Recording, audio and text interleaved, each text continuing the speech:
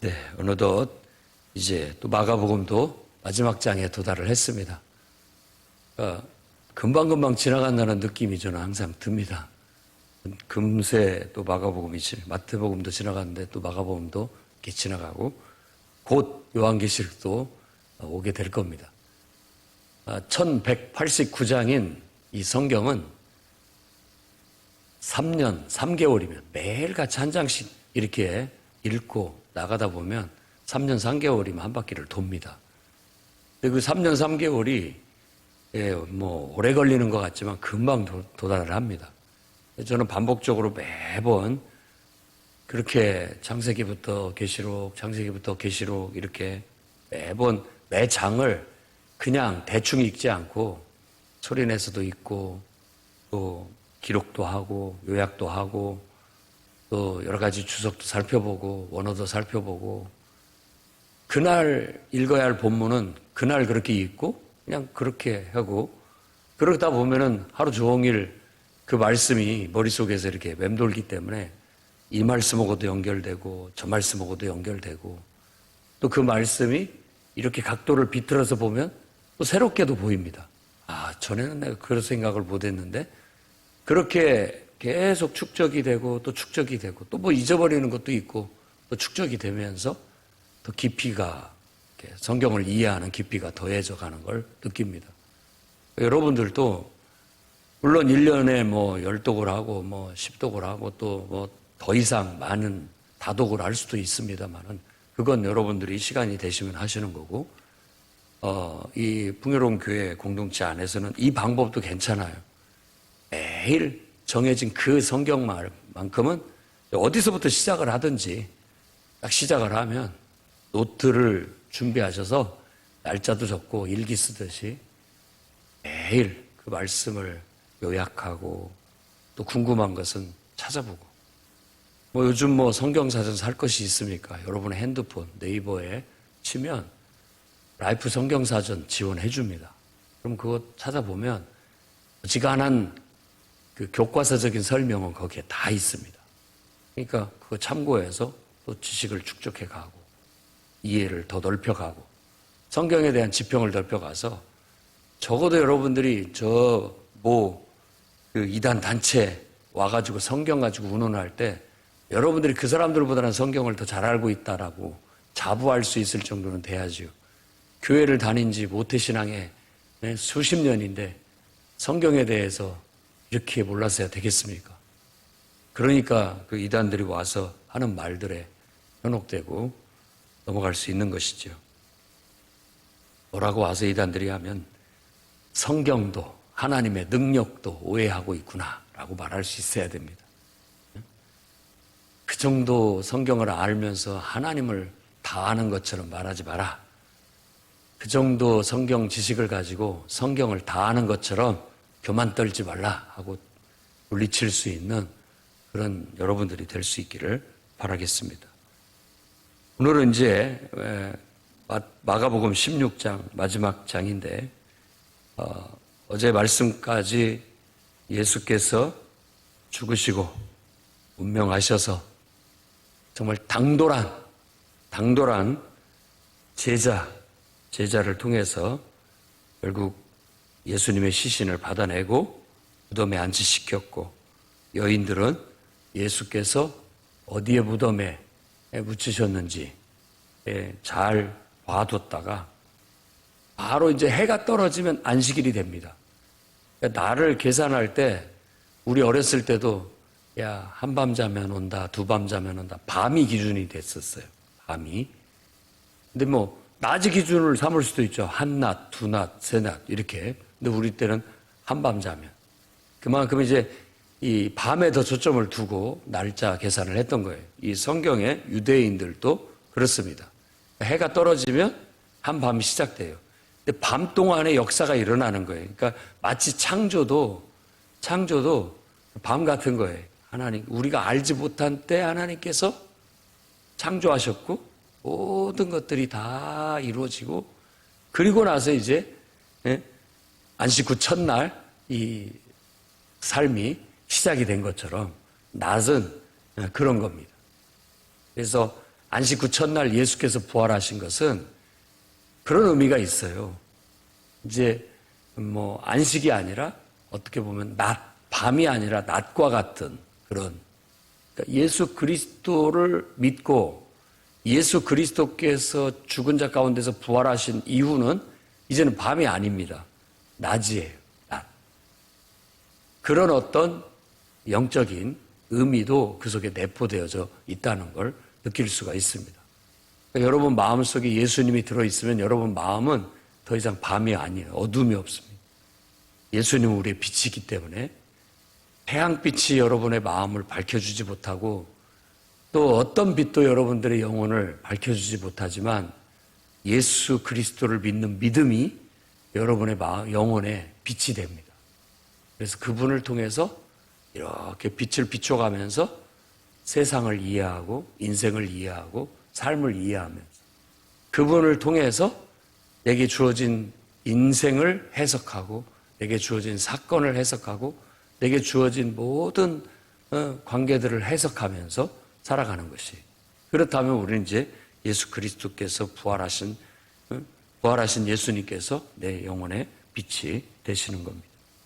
그래서 밤이 돼서 안식일이 시작되고 또 밤이 되면 끝나는 거예요, 하루가. 그러니까 지금 여기에서 오늘 안식일이 지나매라고 했을 때는 다시 또 다음 날에 밤이 왔다는 뜻이에요. 막달라 마리아하고 야고보의 어머니 마리아하고 살로메가 가서 예수님께 바를 향품을 준비를 한 거예요. 해가 떨어지면 활동을 할 수 있어요. 그래서 가가지고 매매를 할 수 있는 것이죠. 가가지고 향품을 사뒀다가 그 밤에 갈 수는 없으니까 밤을 꼬박 지내고 날 받기만을 기다리고 있다가 이 여인들이 안식 후 첫날 그 무덤을 찾게 되었다라고 그렇게 얘기합니다. 그러니까 한밤을 꼬박 지낸 거죠, 또. 그리고 난 다음에 해가 돋아오르자 이른 새벽에 그 무덤으로 찾아갔습니다.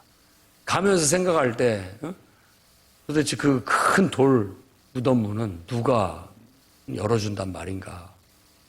하지만 그냥 가보자 해서 가게 되었는데 무덤에 도착했을 때 놀라운 일이 있었습니다. 돌이 이미 굴려져 있어요. 아마 두 가지 마음이었을 거예요. 깜짝 놀래가지고 누가 예수님의 시신을 함부로 훼손하지는 않았을까? 훔쳐가지는 않았을까? 뭐 이런 두려움도 있을 수 있었겠죠. 다급한 마음에 가서 봤는데 무덤에 들어가니 흰옷을 입은 한 청년이 우편에 앉은 것을 봤다.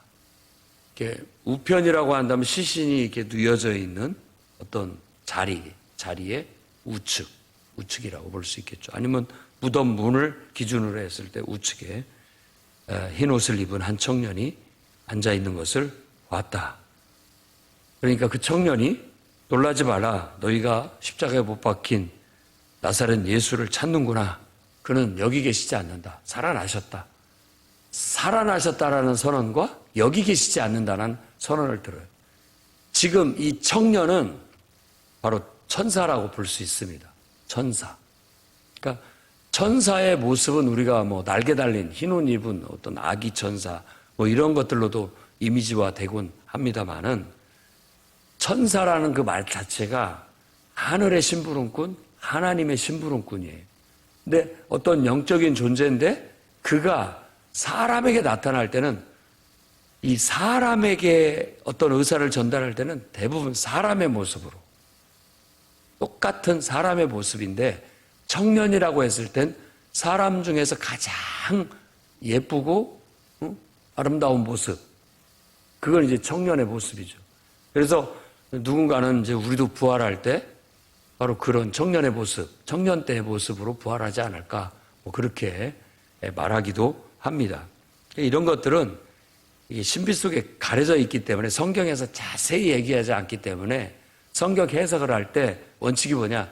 성경이 말하는 데까지. 그 이상은 우리가 뭐 추론을 할 수 있고 상상을 할 수 있지만, 그러니까 뭐 이제 돌아가셨지만은 귀신론을 했던 베레아 귀신론 했던 그런 분들도 성경에서 말하고 있는 부분까지, 말하지 않는 부분에서 멈추고 말하는 부분까지만 우리가 객관화하고 그 정도의 사유에서 멈춰야 되는 거고, 나머지는 그냥 상상에 맡기는 거고, 각자의 주관적인 해석이 될 수가 있기 때문에 그런 귀신론 같은 것도 성경에서 말하는 데까지만 가야 되는데 그 이상을 이제 자기가 추론해서 이게 맞다, 자기의 주관적인 해석이, 추론이 맞다라고 너무 강조하다 보니까 그런 것들은 객관화할 수 없는, 공론화할 수 없는 부분이기 때문에 개인적인 주관적인 해석으로 그냥 말았어야 되는데, 그것이 진리인 것처럼, 절대적인 진리인 것처럼 말했을 때 그것이 자칫 왜곡될 수 있고 또 그로 인해서 또 다른 문제가 발생할 수 있기 때문에 항상 이 초록색 안전한 범위 내에서 신학은 아닌 거예요. 그래서 그 신학, 안전한 신학 바깥에 이렇게 가게 되는 거예요. 여러분들도 마찬가지입니다. 내가 볼 때 막 그것이 이렇게 보이고 저렇게 보이고 할 때 어떤 주관적인 해석이 될 수 있는 것이죠. 천사에 대한 것들도 마찬가지입니다. 귀신에 대한 얘기도 마찬가지입니다. 마귀 사탄에 대한 얘기들도 마찬가지입니다. 그런 것들이 성경에서 말하는 부분은 제한적이에요. 그런데 이제 우리가 그 제한적인 자료를 가지고 성경에서 말하고 하지 않은 그런 영역을 이제 추론하고 주관적으로 갖다 해석하고 붙이게 되는 그런 것들이 나오는데 좀 위험한 것일 수가 있기 때문에 거기서 멈춰야 됩니다. 다만 하나님은 항상 하나님이 역사하심에도 불구하고 하나님이 직접 일하시기에 우리가 상상할 수는 없잖아요. 그렇죠? 하나님은 왕이시니까, 전능자시니까 그분은 어떤 심부름꾼을 보내서 일하신다. 그 심부름꾼이 이 사람의 모습으로 나타났다는 거예요. 구약에서도 세 사람으로 나타났었죠. 그래서 하나님과 천사, 두 천사와 함께 이렇게 아브라함을 방문해서 내년 요맘때 아들을 품에 안게 될 것이다라는 그런 이야기도 해줬죠. 부지불식간에 나그네를 영접했는데 천사를 영접한 것이 된 것이다 라고 그렇게 묘사를 하고 있는 거예요. 하나님이 때로는 어떤 낯선 사람을 통해서 우리를 찾아올 수 있다라는 거. 그리고 알지 못하는 어떤 낯선 사람이 나를 도왔을 때 그게 바로 천사였었구나 고 느낄 수 있다라는 거 우리가 알아야 됩니다. 그래서 사도행전에도 그런 천사들의 도움이 있었다는 것을 볼 수 있습니다. 엘리야 같은 경우는 까마귀 떼가 와서 떡과 물을 가져다 줘서 먹었다고 하는데 그 까마귀라고 말하는 그 까마귀가 어떤 천사의 역할을 하는 겁니다. 이 청년은 빛난 옷을 입고 있었고 그야말로 이 땅에 있는 존재 같지 않은 신령한 존재로 느껴졌고 정말 당황한 나머지 못 모르고 막 지금 이 상황을 접하고 있는 거예요. 이 청년이 놀라지 말아라. 일단 왜냐하면 그걸 보고는 그냥 놀라기 급급하니까 여인들이 놀라 나자빠질 정도니까 놀라지 마라 하면서 메시지를 줍니다. 너희가 나사렛 예수를 찾고 있구나. 그는 살아나셨다. 여기 계시지 않는다. 그리고 또 가서 제자들과 베드로에게 말을 전해라. 예수께서 너희보다 먼저 갈릴리로 가시니 너희에게 전에 말 안 받은 대로 거기서 만나자. 라고 그렇게 말씀하셨더라. 그 말을 듣고 8절을 보니까 여인들이 그냥 놀라가지고 무서워 떨면서 무덤에서 나와서 도망해서 아무에게도 말도 하지 못하고 그냥 막 떨고 있는 것이. 영적인 체험이라는 게 그런 겁니다. 우리는 영적인 체험이 항상 은혜롭고 편안하고 이런 걸로만 생각을 하지만 하나님의 강력한 어떤 역사는 때로 우리에게 굉장한 두려움과 이런 어떤 놀라움을 줍니다. 감당할 수 없을 만큼 그런 것들이 줘서 압도되어지게 되는 것이죠. 그런 것에 압도되어진 여인들 중에 한 여인, 막달라 마리아. 그 여인이 바로 그 모든 두려움을 이기고 그것을 제자들에게, 낙심해 있는 제자들에게 가서 전했다라고 9절에 얘기를 합니다. 예수님이 살아나셨다라는 거 가서 전달을 했어요. 그랬더니 자기들도 그걸 보고 목도를 했음에도 불구하고 어안이 봉봉한데 제자들이 그 말을 듣고는 여자라고 또 무시를 했는지 모르겠습니다만 듣고도 믿지 않았다. 듣고도 믿지 않았다라는 말을 2번 연속해서 합니다. 두 제자들이 시골로 내려갈 때 예수님께서 다른 모양으로 나타나셨다라고 그렇게 얘기합니다. 다른 모습. 부활하신 모습에 대한 묘사이기도 하고 예수님께서 의도적으로 이렇게 수건을 쓰신다든지 이렇게 해서 자기가 아닌 채 하셨다라는 것도 될 수 있습니다. 부활의 모습은 원래 처음 예수님께서 제자들과 함께 하셨던 그 모습과는 좀 사뭇 다른. 그러니까 베드로나 요한이나 야고보가 변화산에 올라가서 예수님의 변형된 모습을 봤던 것처럼 그 변형된 모습, 그러니까 하나님 나라가 권능으로 임하는 것을 볼 것이다 라고 했던 것처럼 하나님의 놀라운 역사로 인하여 죽은 자 가운데서 살아나셨을 때 그냥 죽었다가 살아난 그 상처 입은 그 모습이 아닌 그 상처는 똑같이 있으되 온전히 부활한 새롭게 변형된 모습을 예수님의 부활의 모습, 부활체라고 볼 수 있습니다. 그래서 어안이 봉봉해하고 저분이 예수님이긴 한 것 같은데 또 변형된 모습을 보니까 다른 모습이기도 하고 뭔가 더 신령하고 뭔가 다른 모습이라는 걸 느낄 수 있었던 거예요. 근데도 그 제자들이 그 예수님을 보고 깨닫고 나아가서 말을 전했음에도 불구하고 또 그 말을 듣고도 믿기지 못하는 거예요. 직접 자기가 체험하지 않는다면 믿지 못한다라는 거예요.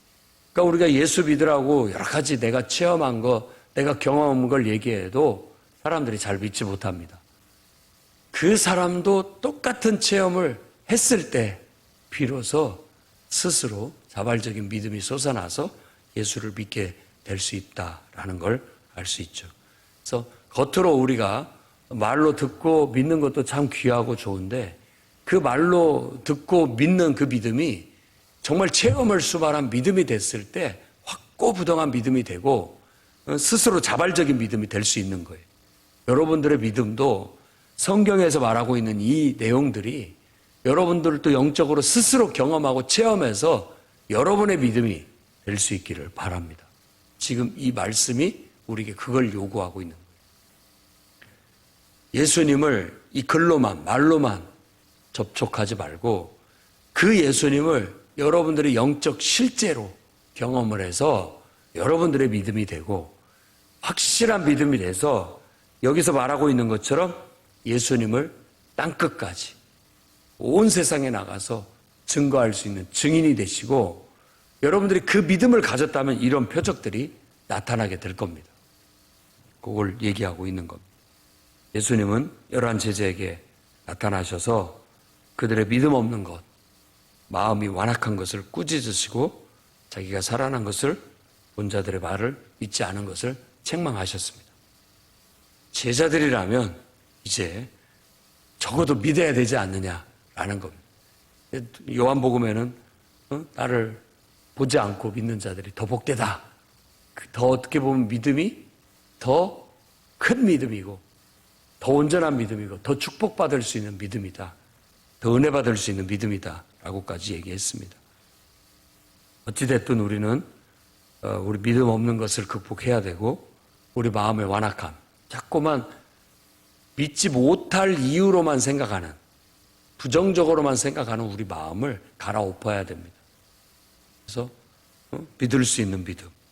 아무리 설교를 잘해도 또 아무리 은혜로운 말을 전해도 우리 마음이 완악한 밭이라면 아무 은혜도 되지 않고 또 능력도 나타나지 않습니다. 어린아이 같은 그런 옥토밭을 가질 때 믿을 수 없는 것도 믿을 수 있게 되고 그 말씀이 우리 속에 뿌려져서 능력이 되어서 나타날 수 있는 겁니다. 그런 믿음을 가져야 온 천하에 다니며 복음을 전할 수 있고 영혼을 구원할 수 있게 됩니다. 그러니까 아무리 신학적인 지식이 많고 인문학적인 지식이 많고 그럴싸한 철학과 논리적인 말을 한다 할지라도 그 말이 인간의 말이라면 사람을 구원할 수 없습니다. 그러나 그 말이 속에서부터 내가 경험하고 또 내가 체험한 믿음으로부터 나오는 말이라면 그 영혼을 회개시킬 수 있고 그 영혼을 구원으로 이끌 수 있어서 침례를 베풀고 세례를 베풀 수 있는, 그래서 그 영혼을 또 믿음의 사람으로 만들 수 있는 거예요. 저도 어떤 사람을 봤는데 지식도 많고 말도 참 잘하는데 영혼을 구원하는 능력은 저만 못합니다. 단순하고 멋 모르는 것 같지만 내가 믿음이 있기 때문에 내가 말씀을 전하면 사람들이 예수를 믿게 되고 변화돼서 구원받아요. 천지 차이인 거예요. 믿음이냐 아니냐, 하나님의 능력으로 하느냐 아니냐, 사람의 지혜로 하느냐, 천지 차이입니다. 사람의 지혜나 능력으로는 사람을 구원할 수 없습니다. 정말 예수를 믿는 믿음 그리고 복음의 능력만이 영혼을 구원할 수 있어요. 여러분들도 여러분들의 어떤 친절함이 사람을 구원할 수 있다고 생각하고 착각을 버리셔야 됩니다. 여러분의 어떤 지혜로운 말이, 설득력이 사람을 구원할 수 있다고 믿어서는 안 됩니다. 착각인 거예요.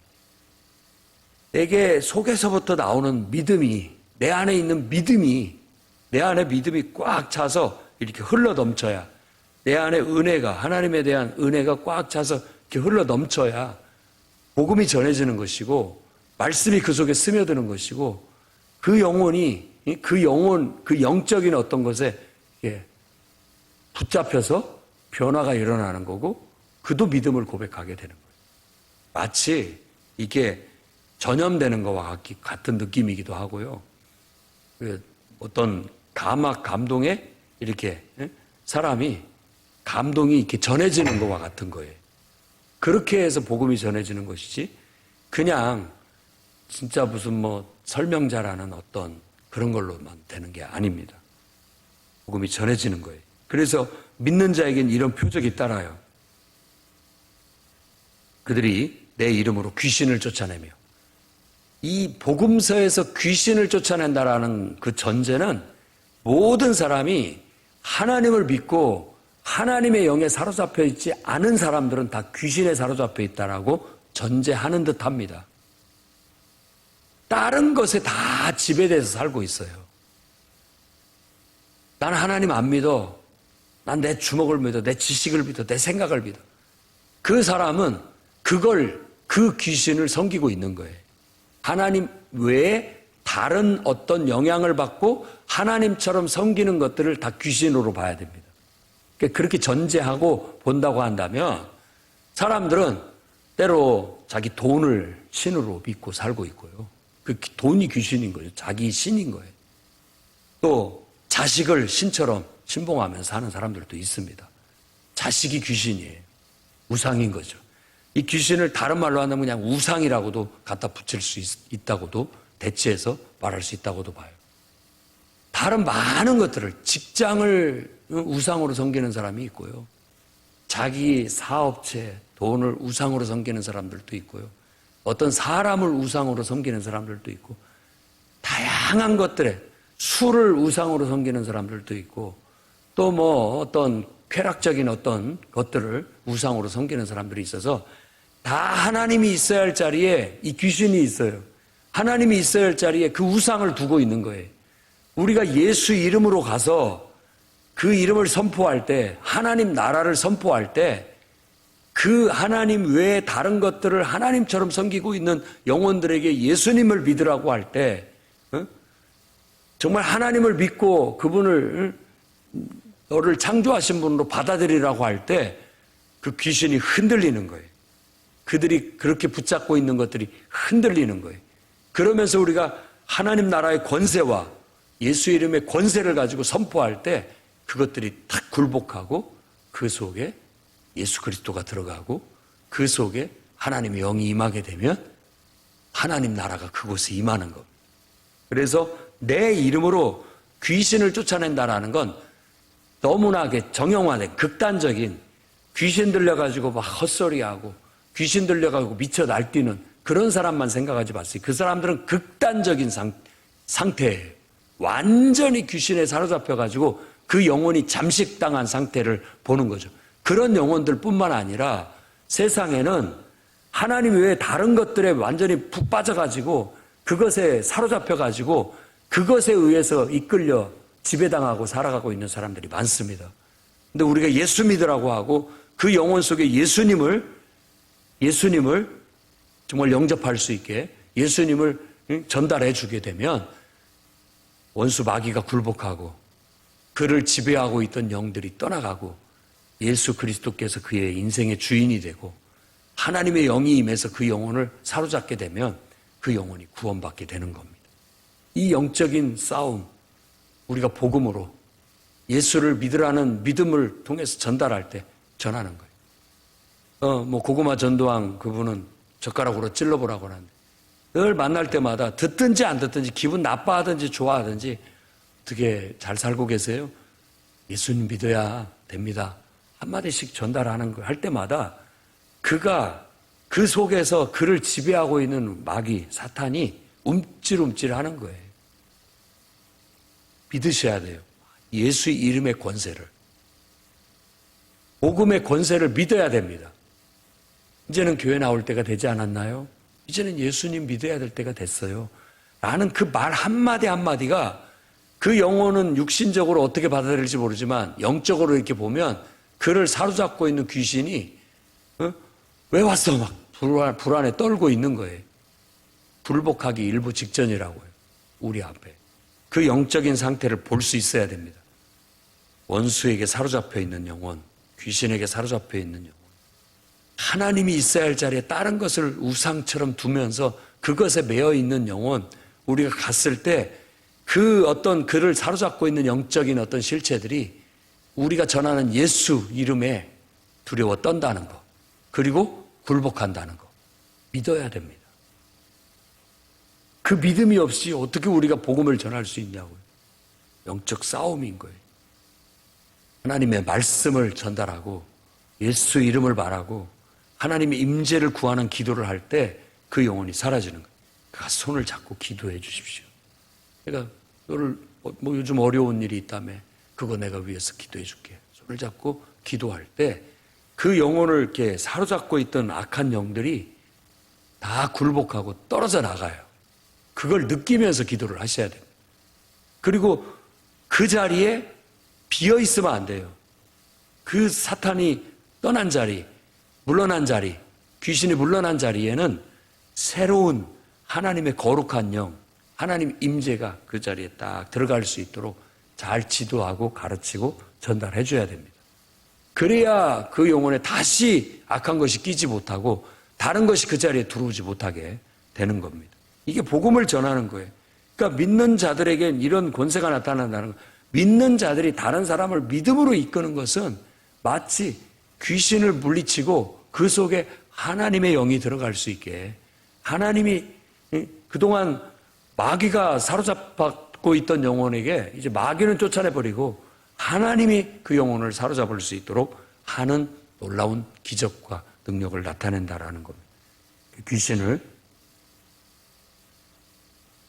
내 이름으로 귀신을 쫓아내고 새 방언을 말하며 이건 이제 사도행전에 많은 역사들이 나타나잖아요. 복음을 전하면 그 사람들이 그 나타나는 표적과 기사를 보면서 나도 예수 믿어야 되겠다 하고 하나님의 임재가 있습니다. 근데 그 사람들이 예수 이름으로 침례를 받게 되고 그 다음에 그들이 성령을 받게 되는데 성령을 받을 때 성령의 말하게 함을 따라 방언을 말하는 역사가 사도행전 2장부터 이렇게 반복적으로 나타났다라는 것을 증거로 얘기를 합니다. 그래서 모 교단에서는 다 방언을 말해 성령을 받은 것이다 라는 어떤 그런 이제 표현을 하는데 그런 것들은 몇 가지 사례를 가지고 어떤 절대적인 교리를 만드는 것도 우리가 주의해야 됩니다. 성경은 교리를 만들려고 주어진 게 아니에요. 그런 현상, 그런 체험이 있을 수 있다라는 거예요. 새 방언을 말하는 겁니다. 그 말은 하나님의 영에 사로잡혀서 성령에 사로잡혀서 성령의 말하게 함을 따라 말했다라는 것에 포인트를 둬야 되는 거예요. 이 사람이 달라졌다. 완전히 달라졌다. 말하는 게 달라지고 행동이 달라지고 삶이 달라졌다라는 거예요. 말이 달라진 것을 사람의 변화의 하나의 증거로 보는 것. 말이 달라졌다, 이 사람. 성령이 이제 말하게 함을 따라서 말하는 사람이 됐다라는 말은 성령의 지배 아래 있는 사람이 됐다. 이게 새 방언을 말한다라는 어떤 진정한 의미라고 볼 수 있습니다. 사실 막 기도하다가 내가 사실 막 기도하고 하나님 앞에 심취돼서 기도하면 정말 하나님의 성령의 충만함을 느끼고 내 자신을 딱 맡겨버리면요, 성령의 말하게 함을 따라서 막 나오는 대로 말할 수 있고 찬양할 수 있습니다. 그걸 새 방언이라고 말할 수 있습니다. 그렇지만 알아들을 수 없는 몇 마디 말을 내가 내뱉었다라는 것보다도 더 중요한 의미는 내 영혼 속에서 하나님의 영이 나를 사로잡았고 그 성령이 말하게 하는 대로 내가 말을 했다라는, 그게 더 중요한 의미를 갖는다는 거예요. 그때부터는 이제 성령이 내 안에서 바람을 일으키는 대로, 성령이 역사하시는 대로 내가 말하고 행동하는 사람이 돼. 이렇게 변화되는 게 더 중요한 문제예요. 어린 아이들도 찬송같이 막 뜨겁게 부르고 막 동성기도하는 거 막 그렇게 하면 금방 이렇게 보고 배웁니다. 이 전염이 빨라요, 아이들은. 동화되는 게 빠르다고요. 그러다 보니까 금세 막 어른처럼 같이 찬송 부르고 어른처럼 막 같이 기도하는 그런 흉내 비슷한 동화가 이렇게 이루어지는데, 방언도 금방 합니다, 애들은 또. 이 동화가 빨라서요. 그러니까 그대로 흡수하는 것이죠, 그대로. 근데 아이들이 그것이 정말 성령에 지배되어서 성령의 말하게 함을 따라서 성령에 의해서 내가 말해진다라는 그런 느낌이나 깨달음이 아이들이 약해요. 근데 어른들은 그걸 충분히 이해할 수 있고 그러니까 아이들이 얄팍하게 방언을 말할 수 있다라는 걸 말씀을 드리는 거예요. 그러나 우리 어른들도 얄팍하게 그냥 방언만 말하고 그 다음 끝. 이게 아니에요. 성령의 느낌을 받았다면, 성령이 이렇게 나에게, 내가 성령이 충만해서 나를 이끌 때 성령에게 내가 맡겨드리고 나를 그냥 맡겨드릴 때 성령이 말하게 함을 따라서 내가 이런 방언도 말할 수 있고, 이런 원리를 따라서 이제 성령의 인도하심을 따라 살면 되겠구나. 이게 돼야 됩니다. 그게 새 방언을 말한다라는 의미라고 볼 수 있어요. 사도행전은 이런 일들이 실제로 일어난 것들을 보여주고 있는 실례라고 볼 수 있겠습니다. 그 다음에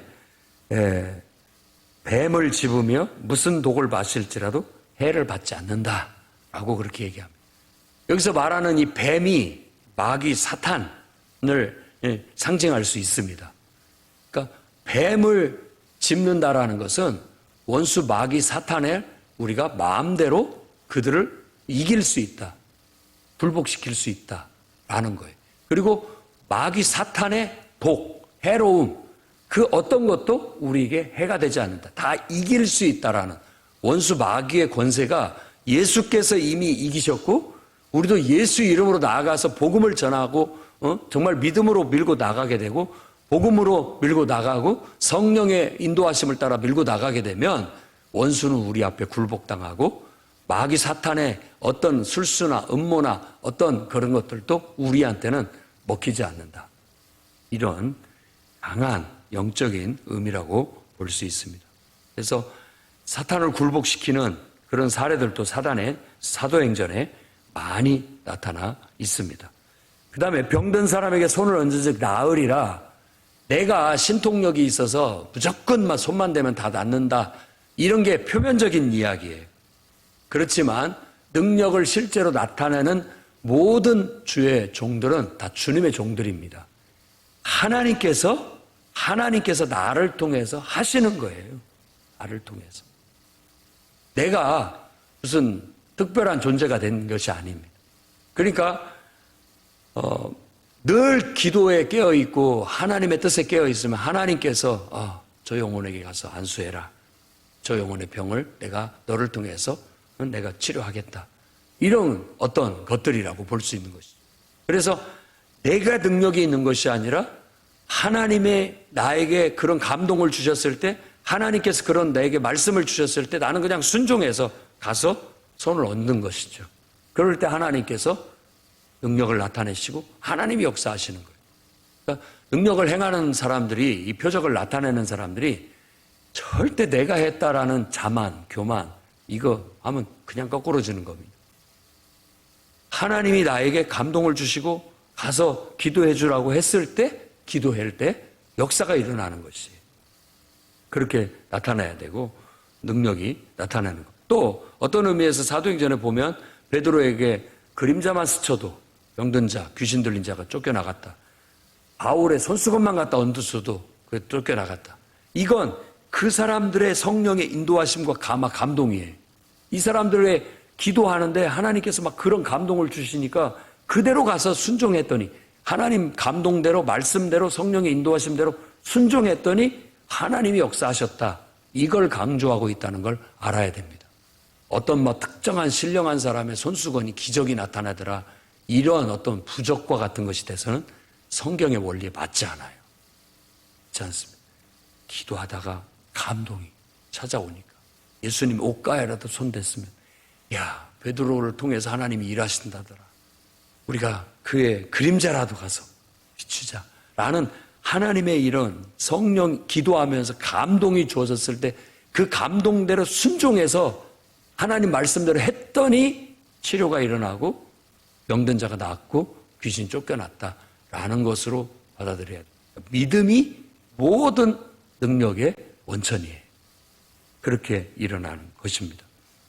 예수님은 하늘로 올려서 승천하셔서 하나님 우편에 계시고 하나님이 영이신데 어느 쪽이 좌고 어느 쪽이 우입니까? 알 수 없죠. 단지 우리가 하나님을 이해하는 거예요. 예수 그리스도께서 하나님이시기도 하시고 하나님 우편에 계시다라는 것은 예수님은 이제 온 세상을 하나님의 이름으로 통치하시는 그 자리에 계신다. 온 세상의 하늘과 땅의 모든 권세가 그분께 계시다라는 또 다른 안형적인 표현이라고 봐야 됩니다.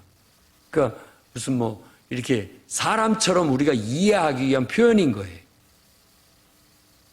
그래서 예수 이름의 권세와 능력을 가지고 제자들이 믿음으로 나아가서 복음을 전할 때 꼭 복음을 전할 때 능력이 나타나는 겁니다. 표적과 기사들을 많이 하나님께서 나타내 주셔서 이 복음을 확실하게 증거하게 되었다. 그 실예는 사도행전에 다 나타난다는 겁니다. 저와 여러분들도 믿음 없는 자가 되지 않기를 바랍니다.